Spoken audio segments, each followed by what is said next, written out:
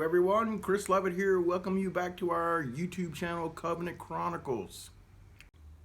We are amazed at the support from everyone who has viewed, liked, shared, and subscribed to our videos. We are growing every day. We continue today with part 3 of our series, What is Matthew 24 talking about? If you have not checked out parts 1 and 2, please do so, as each part builds on another. Remember, in context, the theme so far has been about the tribulation period. Jesus has not changed gears in the middle of this discourse to cover new material. Let's pick up with verse 21. For then there will be great tribulation, such as has not been since the beginning of the world until this time, no, nor ever shall be. Matthew 24:21. This verse is specifically talking about the second half of the 7-year tribulation period, when the Antichrist reveals himself for what he really is, pure evil. The wrath he pours out against those who have refused to take the mark or worship him will be like none other that has ever been seen on the earth before or ever will be. And unless those days were shortened, no flesh would be saved. But for the elect's sake, those days will be shortened. Matthew 24:22. Those elect or chosen are those who remain who have resisted the Antichrist. The church has been in heaven safely for the last 3.5 years at this point. We must keep in mind exactly who our subject is. There is that Jewish remnant that is sustained by God and hidden in the mountains, as we mentioned in part 2. We know this is true because Revelation 12:6 tells us so. Another name for the tribulation period is called Jacob's trouble, so called by the prophet Daniel. Let us continue with verse 23. Then, if anyone says to you, look, here is the Christ, or there, do not believe it. Matthew 24:23. For false Christs and false prophets will rise and show great signs and wonders to deceive, if possible, even the elect. See, I have told you beforehand. Matthew 24:24 and 25. Therefore, if they say to you, look, he is in the desert, do not go out. Or, look, he is in the inner rooms, do not believe it. Matthew 24:26. 2 Thessalonians 2:9 and Revelation 13:13 speak of the lawless one, the Antichrist, as being able to perform signs, miracles, and wonders. This is the third warning in this discourse about false prophets.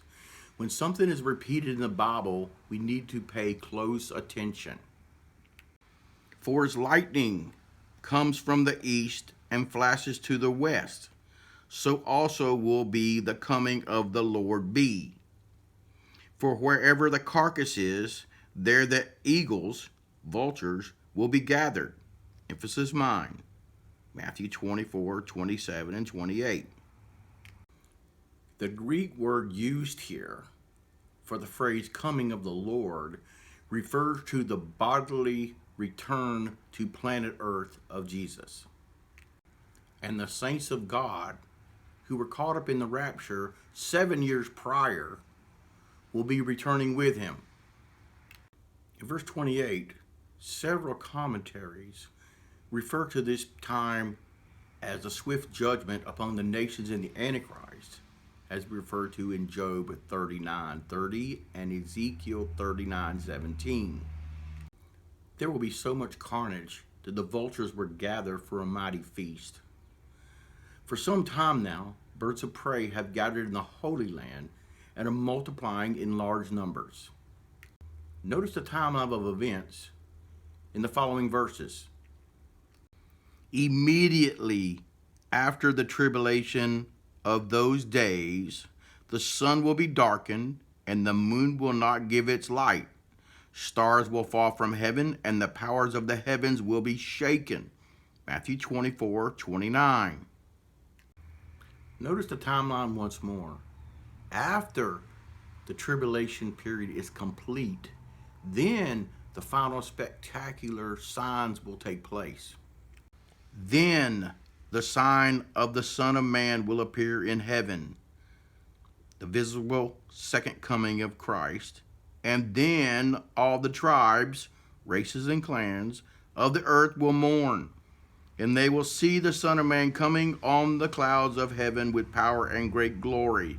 Emphasis mine, Matthew 24:30.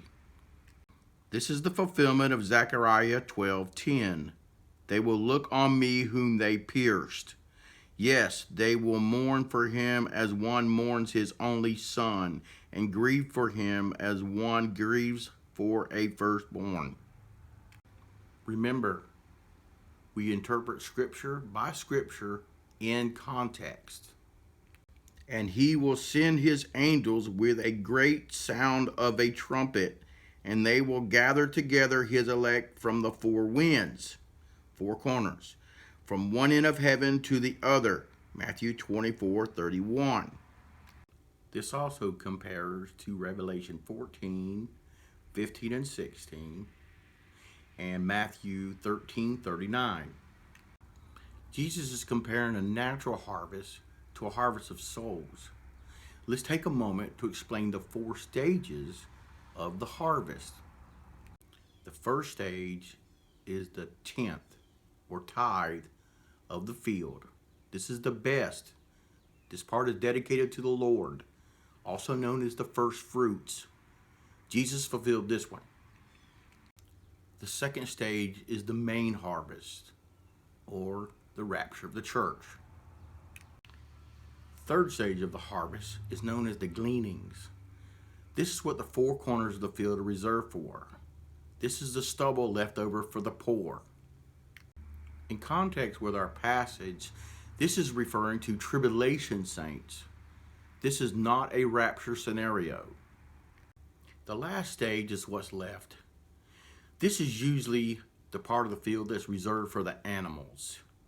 In Revelation 14:16, this is referred to overripe grapes. The Greek word used here are referring to these grapes as withered, past time to be harvested. This is referring to the hard-hearted unbelievers that are left. Jesus has already fulfilled the first part of this because he was the first fruits of the resurrection. Don't miss the next harvest, which will be the rapture of the church. We will continue this series in part 4. Be sure to check out our other videos and like and subscribe. As always, be blessed.